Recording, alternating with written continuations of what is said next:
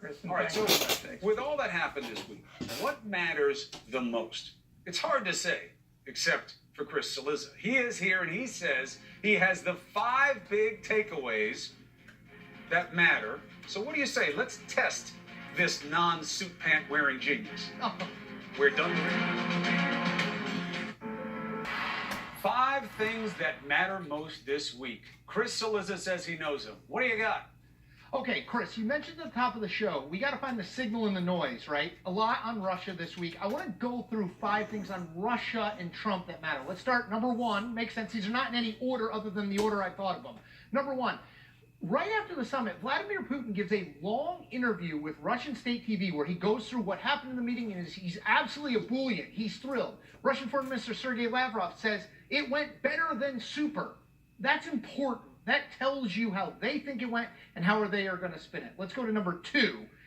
Dan Coates is on stage at the Aspen Security Conference in Aspen, Colorado on Thursday, and is asked about this meeting, this second summit. He not only doesn't know that it happened, it's going to happen, he doesn't know what happened in the first summit. This is the Director of National Intelligence. It shows you lack of communication. They're not talking. Number 3. Donald Trump was supposed to use this week to say, yes, Russia meddled in the election. I still won, but Russia meddled. Even when he was trying to fix that problem, Chris, after the Helsinki conference, he said, could have been other people also. He cannot bring himself to say those words. We've seen that over and over again. Number 4, you heard a lot of hand-wringing, a lot of private whispers from Congressional Republicans. They didn't do all that much when it came to countering Trump. You heard them reaffirm, yes, we think Russia meddled, but they didn't really say Donald Trump needs to apologize. He needs to clarify. A few did here and there, but they were the John McCains, the Jeff Flakes, the Bob Corker. Right. People were retiring. Last one, I mentioned it earlier, number 5. There's a second summit already on the books. Again, the intelligence community did not know about this, Chris.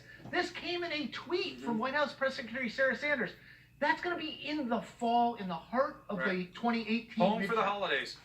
I mean, look, there's probably more, but I do think those 5 things are things we're going to walk away from this week, a week from now, a month from now, maybe a year from now, and look back and say, wow, that did matter. Here's my criticism. 1, I don't like that my screen is so small and your screen is so big. Can you make him smaller and make me bigger? Second of all, I think your order is terrible on these. I think you've identified 5 great things, and the order is terrible. To have the Putin interview as number 1 before Coates not knowing, Trump not being able to still admit the simple truth about Russian interference, which was really an attack on our democracy, and Congress doing nothing, and the second summit being 5th. I mean, your order is terrible. It demoralizes the whole momentum.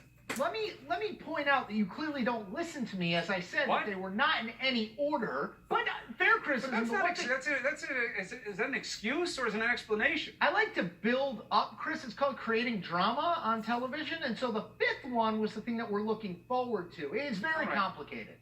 Okay. Well, explain it to me later. Like those pants. And show his shoes. Ellie, show his shoes. Don't let him get away without showing. Don't need to show. All right. Mel doesn't want to show the shoes. She's Thank you, Mel. Have a good weekend. Take care, Chris. Bye, Chris. All right. You know what wasn't on that list? The Cohen tapes. And you know why? I'll tell you in the closing argument.